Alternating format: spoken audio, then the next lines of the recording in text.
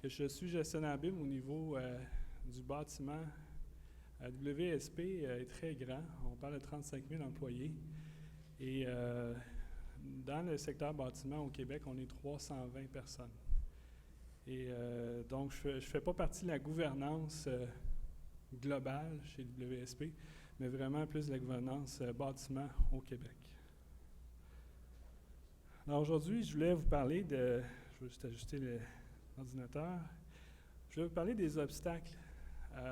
Le plus gros des obstacles dans une firme de génie conseil, c'est vraiment la résistance au changement. Alors, la première chose à faire, c'est vraiment de prouver qu'il y a un changement, qu'il y a un changement réel. Là, j'ai pris quelques photos sur Internet, c'est plus une caricature que d'autres choses. Mais c'est juste pour vous montrer à travers le temps que les changements sont réels.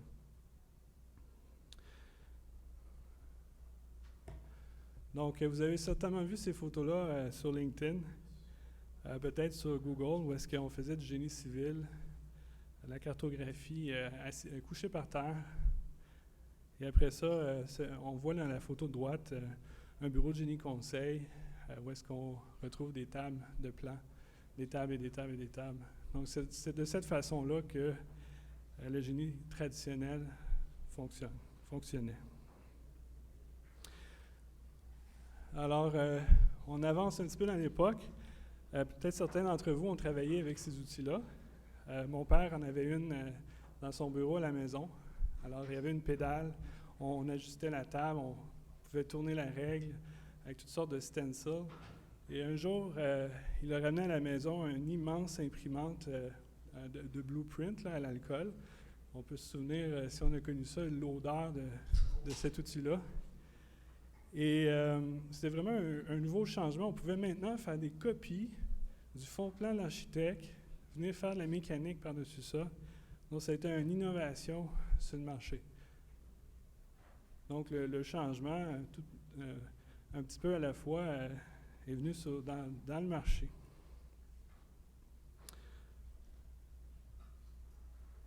J'ai oublié de changer la slide, mais c'est ça que je voulais vous montrer.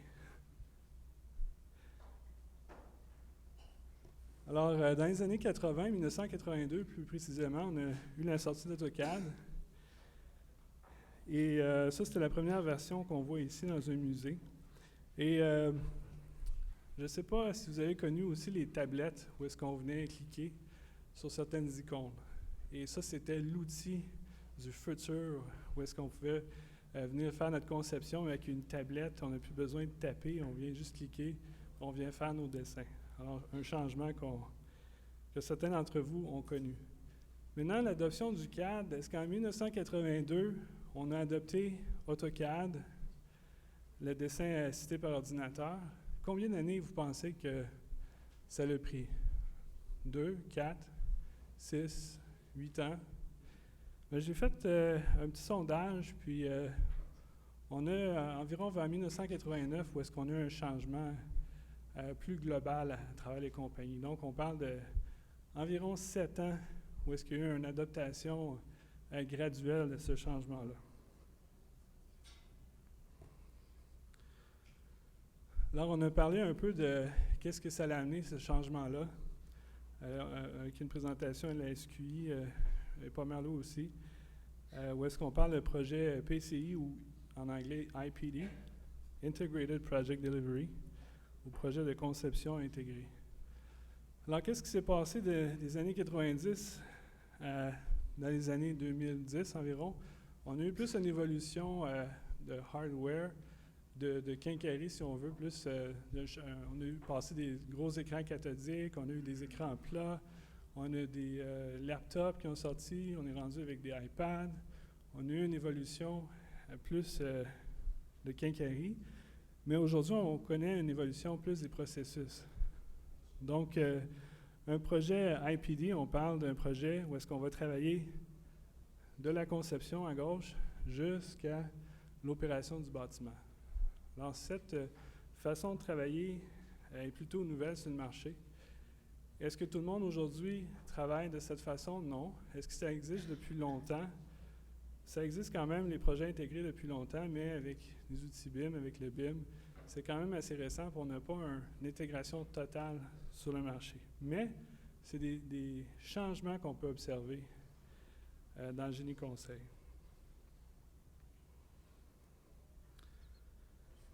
Alors ça amène d'autres définitions, comme le niveau 1, 2, 3.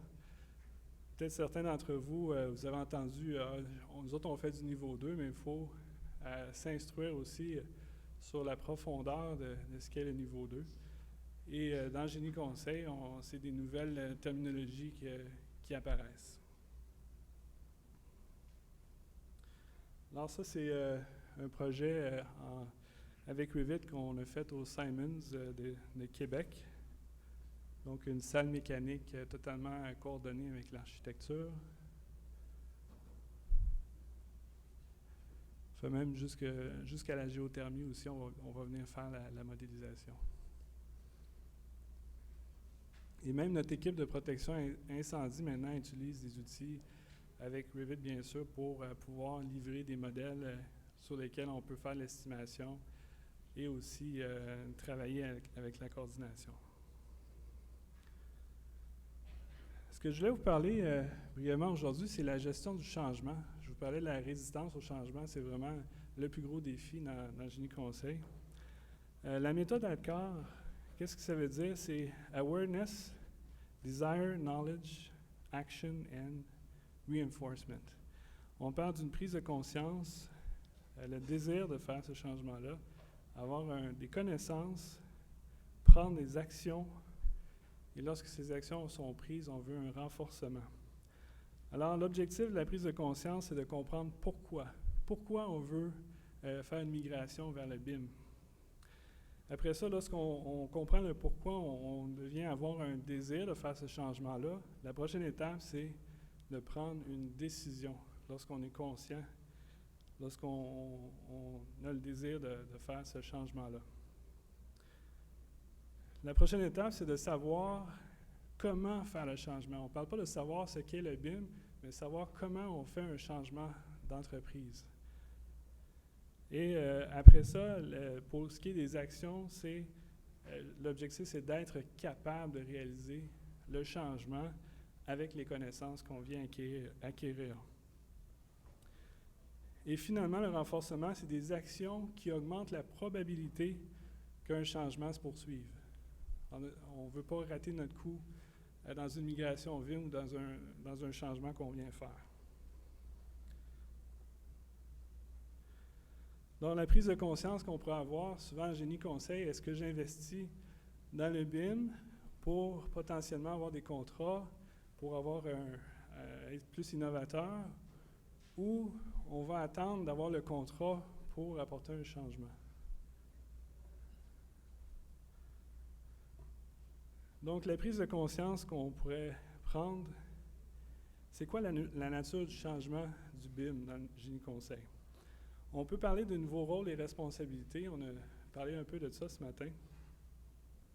Des nouveaux processus, maintenant, on parle d'une revue de conception qui est peut-être différente que la revue de conception traditionnelle.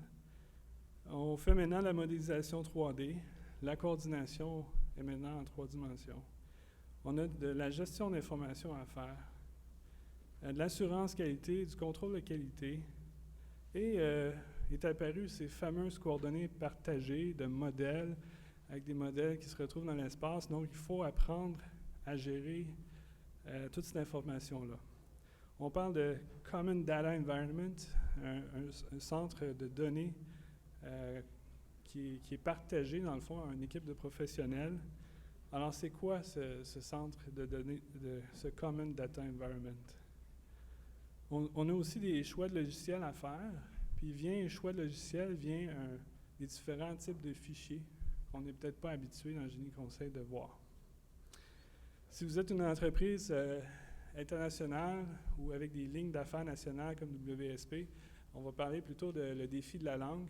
Donc, on a de la collaboration à faire entre les différentes provinces et si on a des gabarits, parce que dans le génie conseil, vous savez qu'on travaille surtout dans Revit, alors il faut s'ajuster, travailler, beaucoup de traductions, on a des projets bilingues aussi, alors ça amène son lot de défis.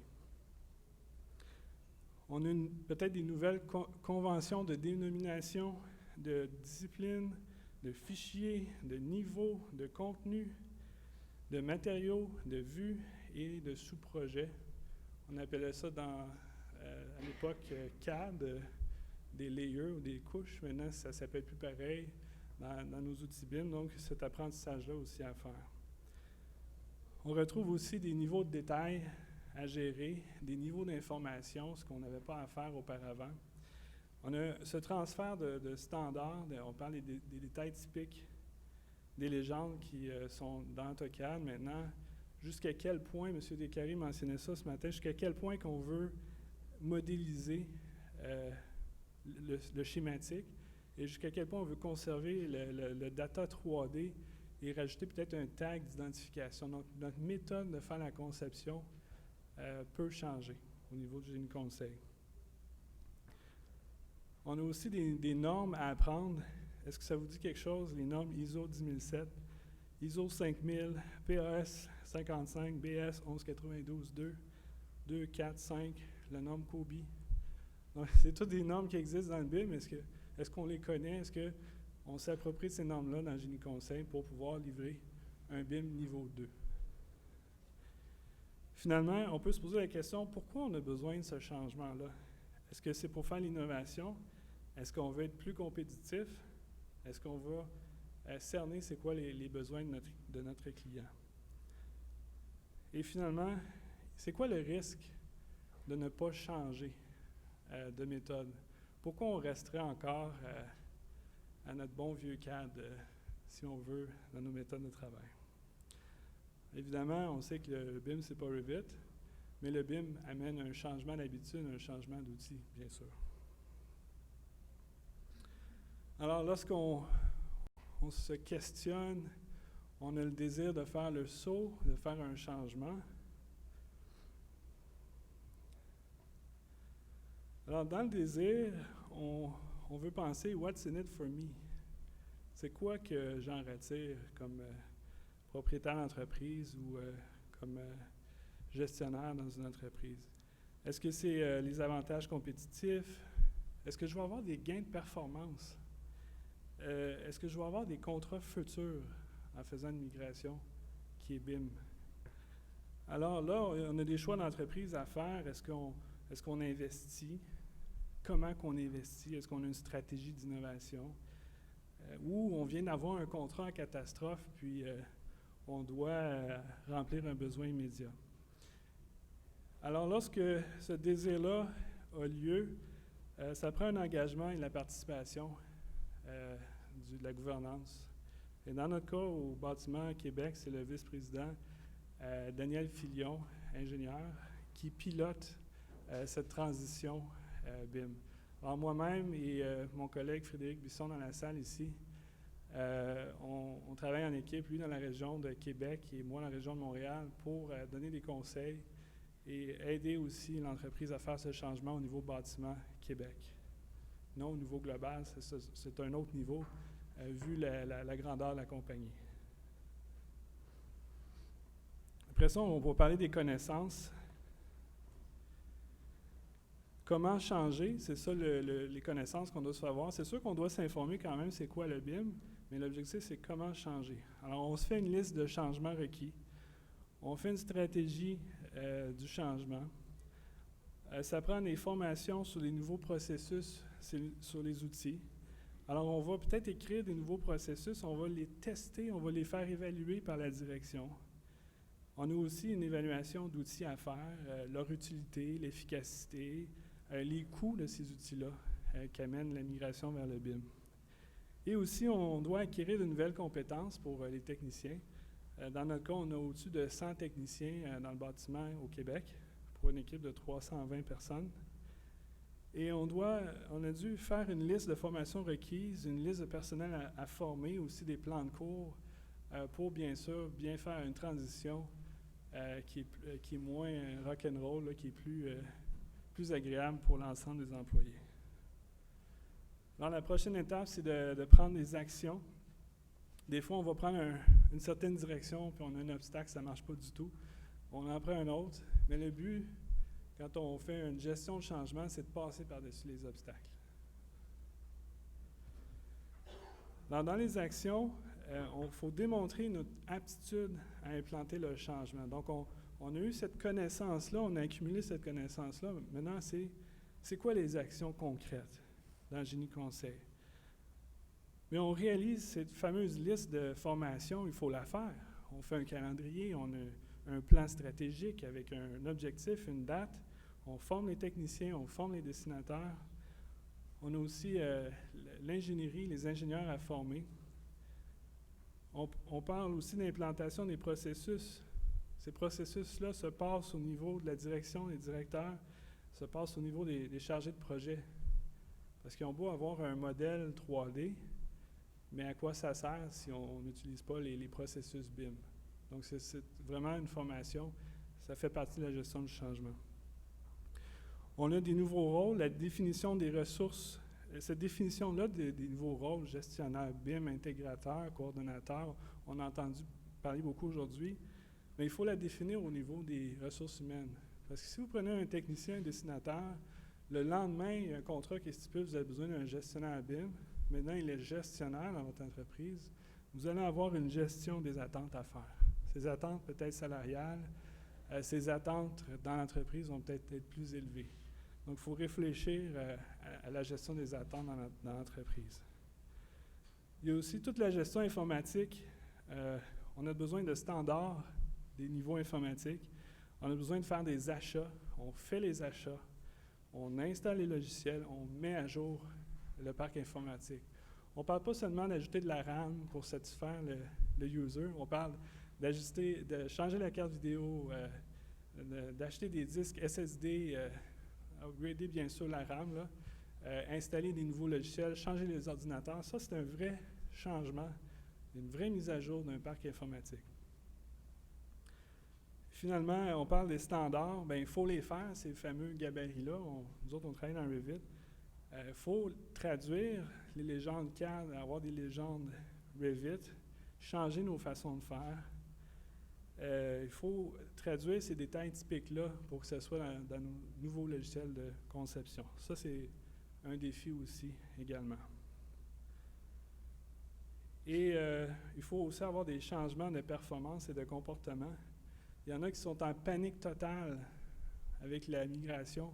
C'est une question ils se re-questionnent sur leur carrière, sur leur façon de faire. C'est quasiment la psychologie qui est impliquée dans le changement de comportement. Donc, il faut beaucoup rassurer nos employés que le changement est graduel, ça va bien aller et que l'entreprise est derrière ce changement-là est compréhensive aussi au niveau des techniciens qui ont plus d'expérience. Finalement, le renforcement, je vais conclure avec ça. Vous connaissez l'illustration du petit garçon qui criait toujours « Au loup, au loup ». Finalement, quand il y a eu un vrai loup, finalement, il s'est fait manger parce que personne ne le croyait. Alors, si vous criez au BIM, dans votre entreprise, « Oui, on veut faire du BIM chez nous », mais que vous n'avez aucune action, aucun renforcement, ça risque de tomber à l'eau. Donc, ça vous prend des actions concrètes qui augmentent la probabilité qu'un changement se poursuive. Il faut éliminer les obstacles, il faut vraiment être sérieux. C'est quoi qui bloque nos ingénieurs, nos chargés de projet, la direction? Il faut faire des réunions BIM, il faut faire des communications BIM régulièrement à chaque mois. On fait du marketing et on atteint nos objectifs. Chez WSP, on s'est fixé l'objectif cette année de terminer la formation de l'ensemble des 320 personnes au niveau du BIM et faire une migration presque totale de tous nos projets dans la mesure du possible et des exigences de la clientèle. Et finalement, il faut bien sûr avoir une reconnaissance et récompenser ceux qui soutiennent le changement. Alors, le mot de conclusion, que vous êtes une entreprise qui est un gros paquebot comme WSP, peut-être votre entreprise est plus petite, ça vous prend une gestion du changement, il faut la planifier, ça ne se fait pas en cliquant les doigts, migrer vers le BIM. Mais peu importe la grosseur de votre entreprise, si vous planifiez de la bonne façon votre gestion du changement, vous allez être capable de prendre ce virage, cette migration vers le BIM. Alors, merci beaucoup.